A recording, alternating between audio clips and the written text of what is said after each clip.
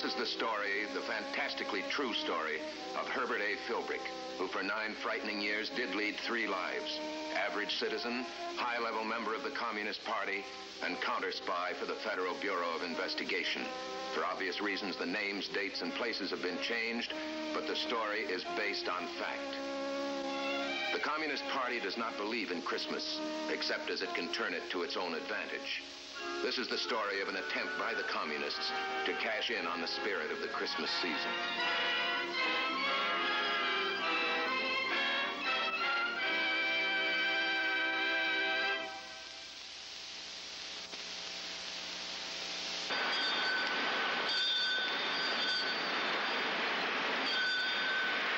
Merry Christmas.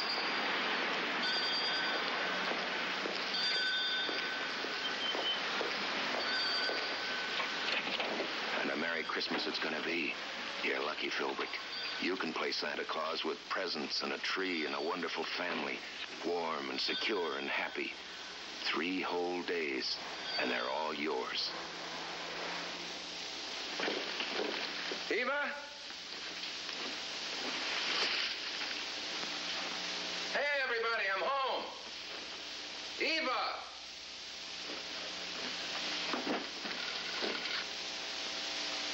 Taking the girls shopping, dinner in oven. Love, Eva. Merry Christmas. Merry Christmas, comrade. Oh, hello, Jack. What can I do for you? Herb, I want you down here right away. Oh, not right away. Can't this wait till tomorrow, whatever it is? I promised my kids I'd help them trim their tree. It's important to them. Well, I'm sorry, Herb, but this is important, too. To the party. We'll expect you in 20 minutes. Comrade Herb has the Christmas spirit. And he should be delighted with this assignment. He'll be in 20 minutes? Yes. Good. I'll start with a telephone crew. Will you send them in? Comrades, come in. Just find your seats anywhere. That's right. Comrades, this is Comrade Irene.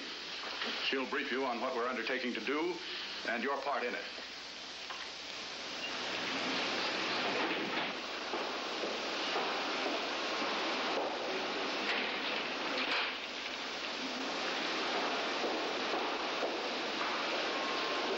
Right up to the 5th floor, then take the stairs down 2 floors. The Communist Party's no conspiracy. We just run up and down back stairways to keep in condition.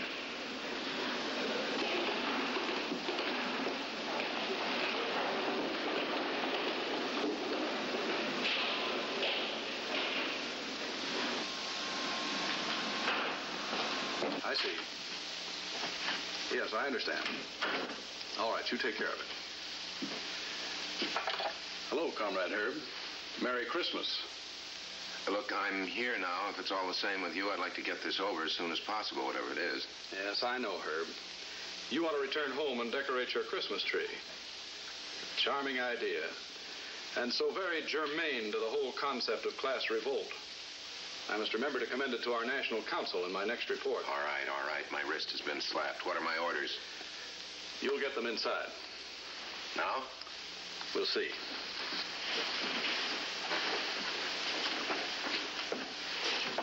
Just memorize it so that when you get the phone in your hand, every phrase will come to you as though it were your own. Questions? All right, then. You may leave by the back door.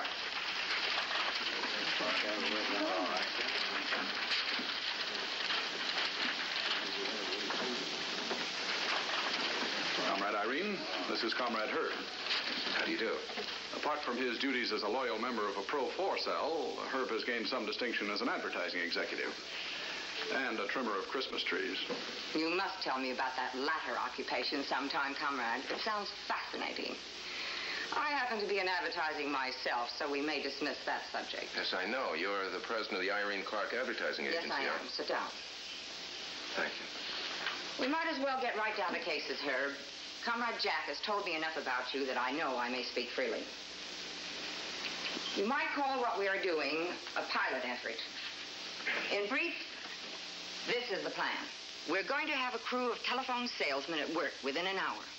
I've given them their pitch with the greatest gimmick in the world. They're asking for money to feed hungry kids on Christmas Day.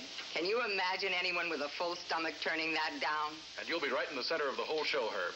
You'll be in charge of the collectors. It works this way, Herb. The telephone pitchman calls in pledges and their addresses. You'll have a half a dozen legmen calling in for leads. You break the pledges down by city areas and send the legmen to call personally to collect the pledge. Sounds simple enough. What's the name of this drive? I suppose it has a name. And I'm rather proud of it. All Faiths United Christmas Fund. This ties into the pitch, naturally. Naturally. Without saying it, the pitchman is suggesting that every church in the city is behind us. And by the time anyone gets around to checking on that, All Faiths United will be only a fond memory. Yeah. How much are you pitching for? If we take in less than $100,000 between now and noon of the 25th, we're a failure. Wow. Those pledges are going to have to be awfully steep. Just get our collectors in the front door. With the dynamite they'll be carrying, that $100,000 is as good as in the party treasury. Any questions? When do I start? As soon as the telephone crew starts to score. That should be within the hour. An hour. Well, in the meantime... In the meantime, I'll buy your dinner. There's a drugstore downstairs. What'll it be? You've got to get to Special Agent Jerry Dressler. But how? How are you going to do it? What's the matter, Herb? Don't you like your sandwich? Oh, sure. I guess I'm just not hungry. You're not still brooding about that Christmas tree we took you away from. Oh, no. No, I was just wondering about this pitch we've given our telephone people. It's okay, but... But what, Herb? Well, I guess it doesn't matter. We'll know soon enough how well it's going to work. I could be wrong. I probably am. I'm interested. What's troubling you? Don't you like the copy? Oh, sure. The copy's fine. It reads beautifully. And I just wonder if that's not a mistake. It rings almost too professional. Is that bad, comrade? Yeah, what's wrong about that? Look, I'm outnumbered. As I said a minute ago, it doesn't matter anyway. This is just a pilot venture. I guess nobody will blame us if we stub our toe. We are not going to stub our toes, Comrade Herb. And I'm not going to ask you to take my word for it. There's the phone right in front of you, and here's the copy. Take any 3 numbers out of the telephone book, and I'll guarantee you at least one pledge. Oh, that's not necessary, Comrade. It is necessary, I insist. All right. All right, Castle. 549.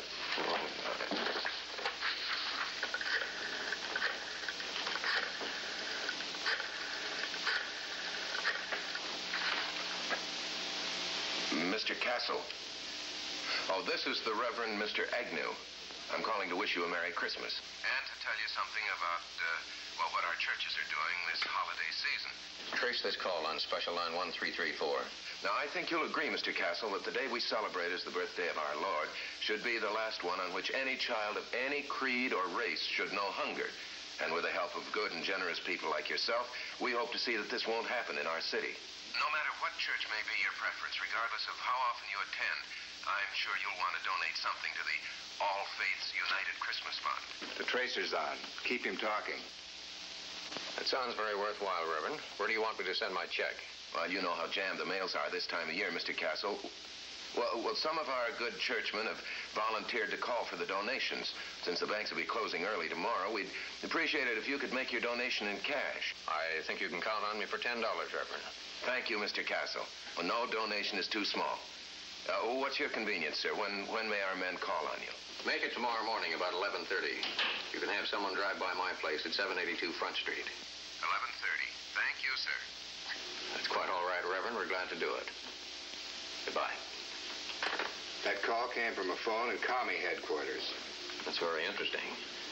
The caller introduced himself as a Reverend Mr. Agnew, but the voice was Herb Philbrick. Well, only $99,990 to go after collecting Mr. Castle's $10. Okay, I'm sold. The $10 only gets our foot in the door. Any man who will volunteer $10 can be boxed into giving 2 or 3 times more, which is our collector's big job. That'll be for you, Herb. For me? We had this phone put in especially for the drive. Your telephone workers are starting to get action. Hello? Oh, yeah. What was that address? 1802. And the amount pledged? Wow. Right.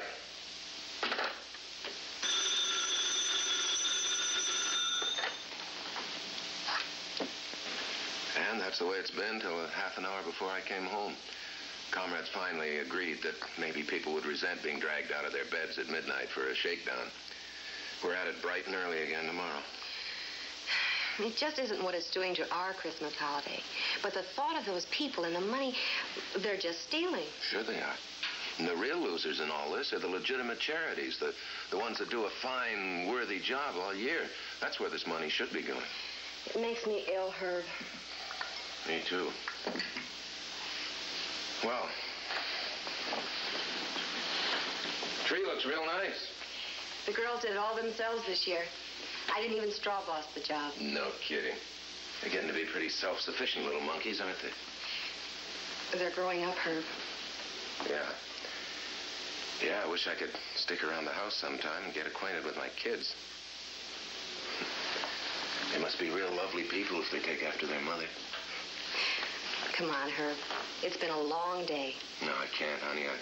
I gotta meet Jerry Dressler in a half an hour. But, Herb, it's after midnight. I know. I'm sorry. It's gotta be this way.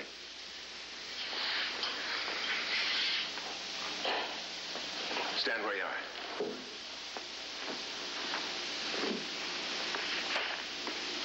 Mistletoe.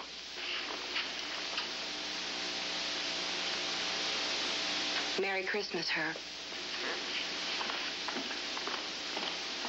Yeah. Merry Christmas.